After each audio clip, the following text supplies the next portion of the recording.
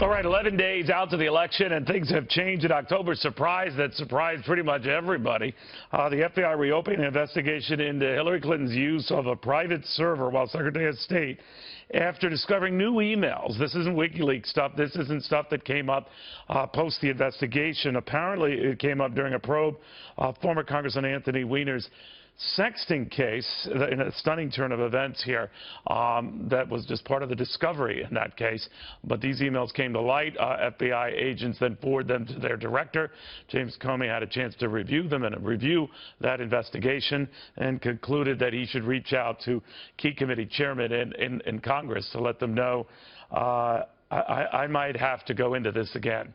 California Republican Congressman Darrell Issa, member of the House Judiciary Committee, among those committees, getting that heads up. You know what's interesting about that, sir, is that there was no heads up granted to anyone at the State Department, to apparently anyone at the White House, or to anyone, we're told, in the Clinton campaign. What do you make of that? Well, based on what we've seen leaking out through WikiLeaks, they probably were informed, and we'll find that out years from now. But I think what's most interesting is what we appear to have are emails not previously seen by the director, not seen in the investigation. And I think the American people have to ask, after 4 years after Hillary Clinton left office, why is it she hasn't turned over the documents she was required to leave at the State Department by law when she left? But what would it be, or what do you think it could be? I don't want you necessarily just to speculate. I understand that's tough. But that would change the director's mind, or have him, do a sort of a pride swallowing about face here? Well, it's, as you say, it's hard to come up with the specifics. What I think we can safely know is it's not just more emails, because you could read those and make a decision. It has to be some information that's going to cause them to have to reach out to individuals, subpoena people, do depositions, something that would take a while. Because I think if it was just reading and evaluating the emails and saying, oh, by the way, we've got a few thousand more to add, they would have done that in a one-day announcement. So I do know in my heart that this is going to go on past the election at this point, because there have to be individuals who now need to be either examined or re-examined. So that would include potentially Hillary Clinton herself.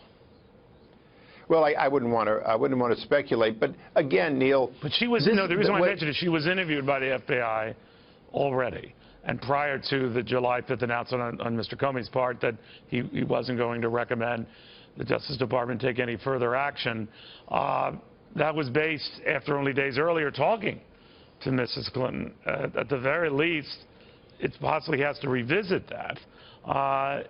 This could be a mess. Well, it's certainly a mess created by Hillary Clinton. She broke the law, a law that she advised others to obey when she was secretary. She destroyed 30,000 documents, many of which were recovered, but apparently not all. And she continues to essentially not cooperate, even though she says she cooperates.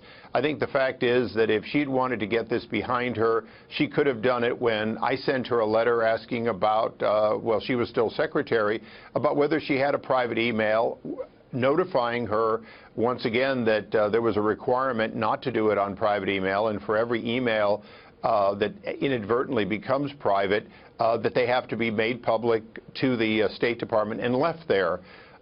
Had she done what she knew she should have done, she wouldn't be in this position. Had she come clean early on, she wouldn't be in this position. And according to what you're saying, had her chief aide, Ahmadin, had her husband done what he should have done, he wouldn't have had those on his devices either. What doesn't that tell you, the irony of a situation like this, that this could all turn on the basis of a sexting investigation into a former United States congressman? Well, that may be good for the news, but, to me, the fact that President Obama was emailing back and forth to her private email, and then he comes to my own district and says there hasn't been a single major scandal in his administration might be a better point. This is a major scandal, and it's a scandal of the making of Hillary Clinton. It's a scandal that didn't have to be, because all she had to do was obey the law when she left Congress, or sorry, left the State Department, and it wouldn't have happened. It's not too late for her to essentially to stop digging a hole, but I suspect she'll continue to provide information only when she has to, only when it's found in other places. That's been a pattern of her whole life. Congressman, we'll see. Again, the Hillary campaign has said, the Hillary Clinton campaign has said, up to now they might have been sloppy. They did nothing illegal.